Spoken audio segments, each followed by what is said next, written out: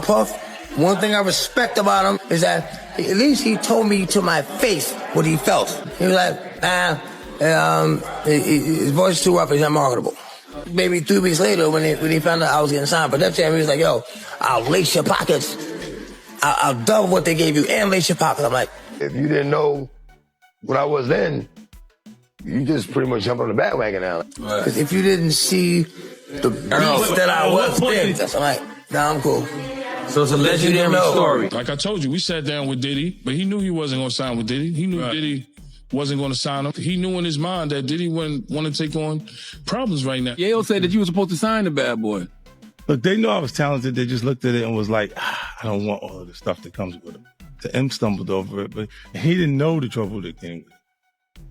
You see what I'm saying? So I was like, yo, nah, this is... DMX had been trying to warn us about Diddy long before anyone was ready to listen. And while most brushed him off, there was one person really paying attention, and that was 50 Cent, because DMX always spoke the truth about how dark and twisted the music industry can be. He said it's full of people who will do anything to climb up, sell out, bend over, fake their way through just to survive. And he wasn't just talking for the sake of it.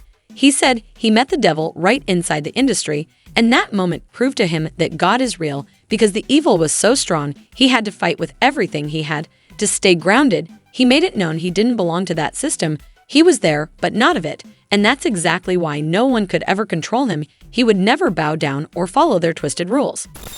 Now, you got issues with the industry. What's going down with the industry, dog? The industry is full of a bunch of sucking, dick riding, bending over the desk ass nigga, straight up like that. Whoever don't like it, bring it, nigga. Bring it. I don't give a fuck.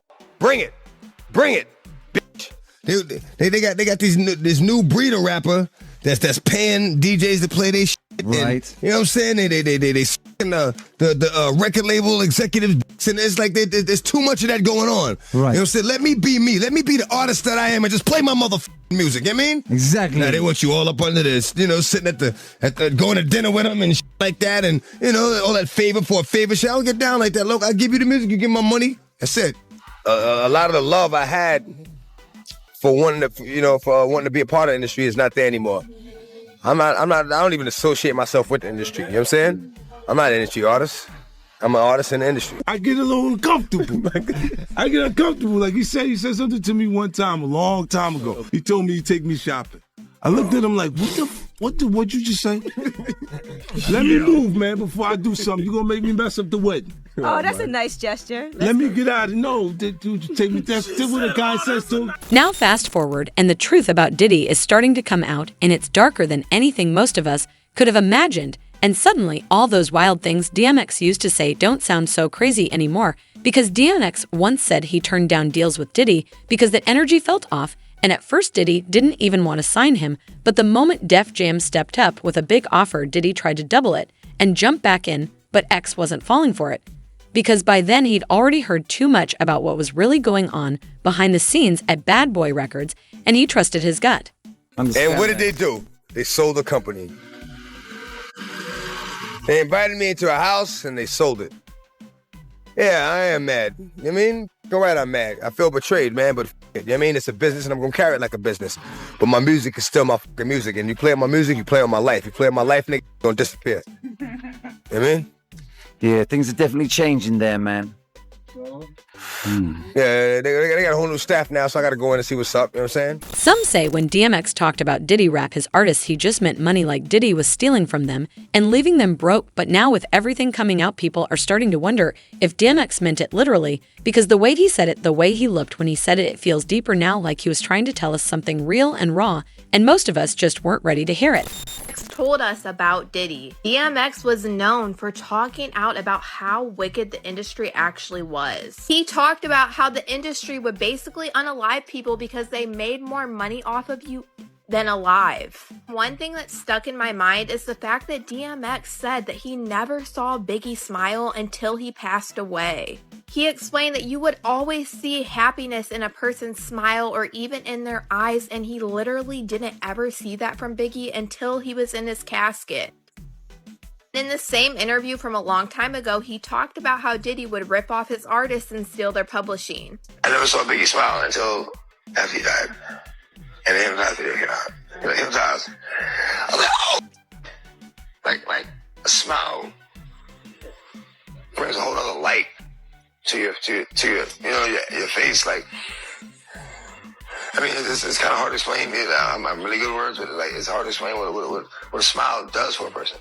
Because you don't just smile with your mouth. You smile with your eyes. Like, like a true smile can be seen even if a person is covering their mouth. Well, locks got signed before I did. Even though I bought the locks to our riders, they got signed. They were a safer group. Pop signed them. And it was a blessing and a curse because they were sure they were happy about getting signed first. And they were on the Benjamins and shit was going. But then he made them jiggy and put them in suits and made them write lyrics for him and took all that publishing and like, damn. I'm glad I didn't, And this isn't the only thing that DMX talked about. He also talked about how there were people in the industry that basically wanted to take you out to dinner and stuff to get a hold of your music. And you cannot tell me that DMX was not talking about Diddy, because the first thing that I thought of is when 50 Cent said that Diddy asked to take him shopping. DMX even explained how some of these artists would sleep with music executives to get up in the industry. And now that we know how Diddy rolls and what he was doing with people's careers, I almost guarantee you the person that DMX was talking about was Diddy. And DMX didn't just call out Diddy, he spoke on how some new rappers were doing whatever it took to get signed, and it had nothing to do with music. He hinted at things happening behind closed doors, things that made you question how far people were willing to go just to get their shot, and there were always rumors about certain artists doing favors for label execs just to get their songs played. And what's wild is these same kinds of allegations have always seemed to surround Diddy too. Think of it now. He was grooming us. It's kind of like you're signing boy band groups and girl band groups because you like one or two of them and you want to see who's gonna go. It's nothing to you but a tax write-off, but you're really searching for a butt the whole time. So he was looking for my butt, Chopper butt, everybody but. It wasn't nothing about the music was like, yeah, I can, and it took off to be bigger than he ever expected it to be. But Puffy coming up, he was just signing a lot of boys. Usher, it was something he figured out that R. Kelly figured out, is we can get them away from the parents. If we could get them alone, isolated, then we can get them. Once you get in a butt, it's like, you want us now. What you gonna say? I got video of me in your butt. Like, how can you ever make another record? You dig what I'm saying? DMX had a whole track called The Industry where he exposed how fake and twisted the game really is. He said it's not about talent anymore. It's about playing by their rules. They want to control how you dress, how you act, how you talk, and if you don't follow their script, they'll shut you out. But DMX refused to be part of that lie. He made it clear he wasn't an industry artist. He was just an artist who happened to be in the industry, and now here we are in 2025 watching everything he warned us about unfold right in front of our eyes. He warned us about artists selling their souls. He warned us about the vultures waiting to eat you alive. He warned us about Diddy, and the craziest part is he wasn't the only one. Right, I go to Diddy parties, which is where people like me step in.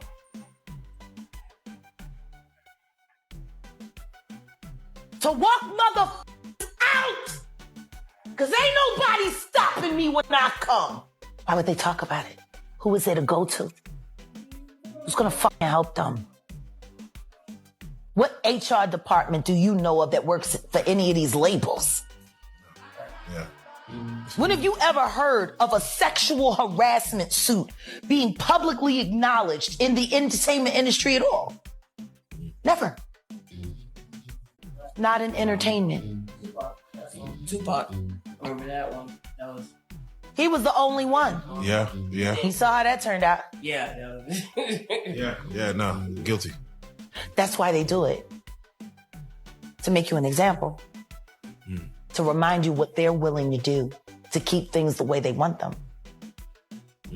It's intimidation. Can't go to the authorities. They're all bought and paid for. You could try to get a special prosecutor, but they'll just pay somebody to reassign him to another case. Instead of listening to DMX, people laughed at him, called him crazy addicted, washed up the media, dragged him every chance they got, and even when he passed, in 2021, they still couldn't just honor his legacy. They called him troubled. Instead of giving him the respect he earned, DMX had his struggles, he battled addiction, and had run-ins with the law, But one thing he was never accused of was hurting women or children. No serious claims of predatory behavior ever followed him, unlike some of the powerful figures in the industry who kept getting richer and more untouchable. And the real problem is now we're sitting here in 2025 watching it all unfold, knowing there's still a strong chance Diddy might just walk away from all of it. David Gelman, former prosecutor and a criminal defense attorney. David, welcome. Hey, Mike, good to be here. So in week 2 of testimony, jurors heard from a dozen witnesses as prosecutors try to prove sex trafficking and racketeering. What are your expectations when court resumes tomorrow? It's going to be really interesting tomorrow when Diddy's third or fourth assistant takes a stand, and she's going to actually corroborate Kid Cudi's testimony from last week, where he said that Diddy and another associate of his bombed his Porsche years ago at his house. Now, you have to have corroboration about that because nobody can put Diddy there. And in fact, nobody even can say Diddy's the actual one who did it. But if they can say that Diddy or an associate of his did it, then you may have a racketeering charge there. Because right now, as it stands, Mike, nothing, and I mean nothing, is sticking to Diddy. Diddy's lawyers are trying to make the case that his escapades do not amount to federal crimes. How difficult is that argument? I think they're doing a fantastic job, honestly. Look, everybody has said, and Diddy's lawyers even said it in their opening statement, Diddy is not a good guy. There's a lot of domestic violence that occurred between him and Cassie in their relationship. However, what we've heard so far from the testimony of Cassie and the other individuals does not amount to the federal charges that he's being charged with right now.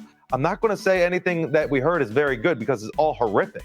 However, the state or the government in this particular instance needs to prove beyond a reasonable doubt that he conspired to racketeer, to sex traffic, and to promote prostitution. So far, they're falling way behind in this. And I know there's a lot more to go in this trial because they're saying it's going to be about 8 weeks. But the government really better step on the gas because they don't have a lot more time to go.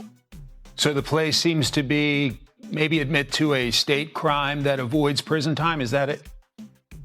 Yeah, I think so. Look, again, you're hearing about all this domestic violence, but all of that has nothing to do with what Diddy is charged with.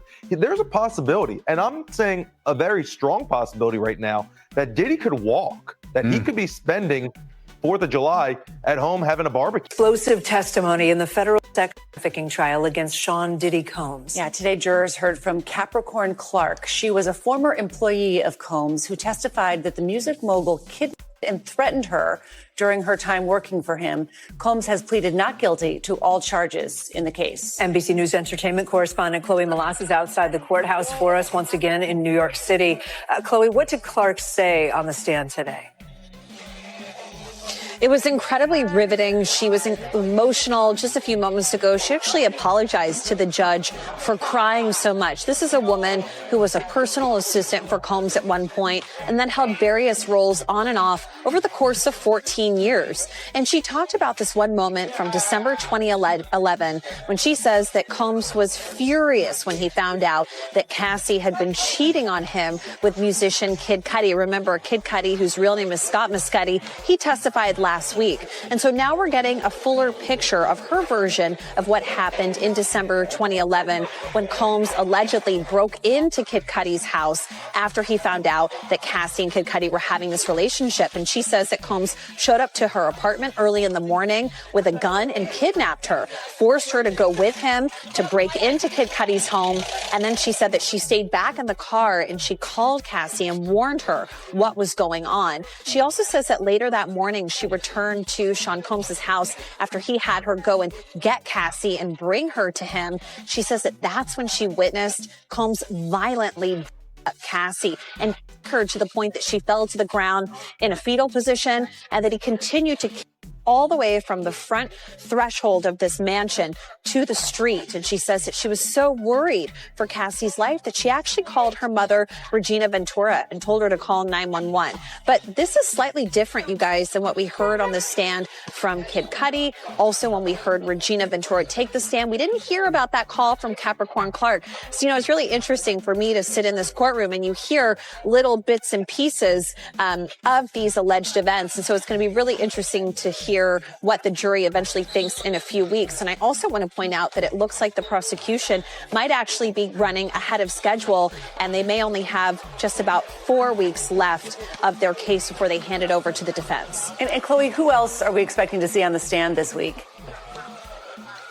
So today we're expecting to hear from some of the individuals that got to the scene of Kid Cudi's car explosion a few weeks after this alleged kidnapping. Remember, he said last week on the stand that Combs was so angry about his relationship with Cassie going on behind his back that he was behind this Molotov cocktail being put into his Porsche convertible. And we saw pictures of the damage of his Porsche last week. So we're expecting to hear from some of the firefighters and the police officers that were leading this investigation. Capricorn testified against Puffy on Tuesday. You was there, right? How did that go from your point of view?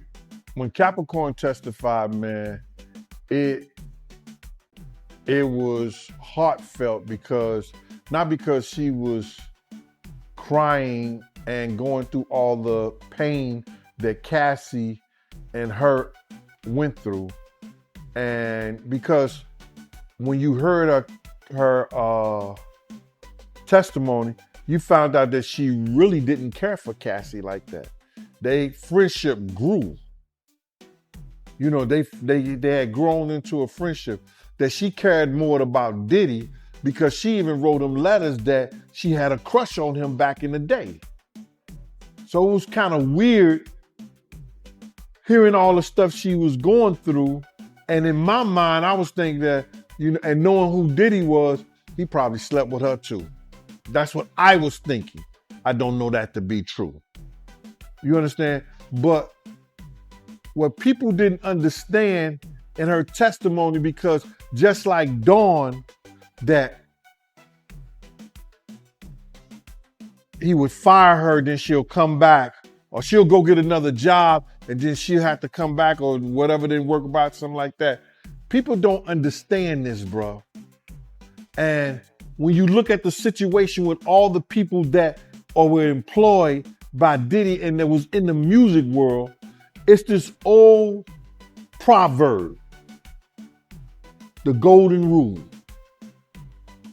And what's the golden rule? The man with all the gold make all the rules. They think it's 5 times they said. Up in this old abandoned warehouse like. So she was terrified and she was scared and she didn't want to go, but she had to go. And she put Paul Offord on blast. That's the one they used to call Uncle Paulie. She put him on blast like he was some gangster taking her up there. And if she would have been found, and all the polygraphs came up inconclusive, whatever that shit is. It wasn't conclusive that she did anything regarding stealing any of the jury or something like that. So it was just a fear tactic with Yo, Big, somebody gonna try to come tonight. And Lil C, who I hadn't seen all week, Lil C says, Gene, go ahead on with that cop shit. I said, I know one thing, you better get you a GED. You know what that is? A good enough degree. So they don't cheat you out your money like they doing your man right here. And I was talking to about Big, because I had read his whole contract on the plane, because Puff had gave me the briefcase. When he gave me the briefcase, like he does do some bullshit, hand me the briefcase, and went to first class, and I went to coach in the emergency exit, and I just opened it up, start reading the shit. So saying, because at the end of the contract, Big was begging for he was asking for his publishing and his marketing back, and Puff was saying in the contract, we'll revisit that at a later date. You know what I'm saying? So I'm just reading this stuff. I got 6 hours on this plane. I'm going to go through whatever's in this briefcase. Somebody told that. Somebody told Puff Pac gotta die, Big gotta die. And Suge Knight gonna go to jail. You know, these people plan 25 years in advance. Had Pac and Big still been alive today, come on, brother. You and I both know. Rapper 50 Cent says he's planning to reach out directly to President Donald Trump. And the reason is clear. He wants to stop Trump from pardoning Diddy, and if that happens, it could change everything for Diddy, because during a Friday press conference in the Oval Office with Elon Musk, Trump shocked everyone when he said he'd be open to pardoning Diddy if he's found guilty in his federal trial for racketeering and other charges. And 50 Cent didn't waste a second. He jumped on Instagram and made it clear he's not about to let Diddy get a free pass. He said this man disrespected Trump, and now he wants to be saved by him. And Fifth wasn't done. He posted again, saying Trump doesn't take disrespect lightly and never forgets who crosses him. And things got even messier when Diddy's former assistant Capricorn Clark testified that after an MTV event, Diddy told his manager Chris Lighty in an elevator that he didn't like all the back and forth with 50 Cent and said, "I like guns," and for someone who survived getting shot 9 times 50, didn't let that slide. He clowned.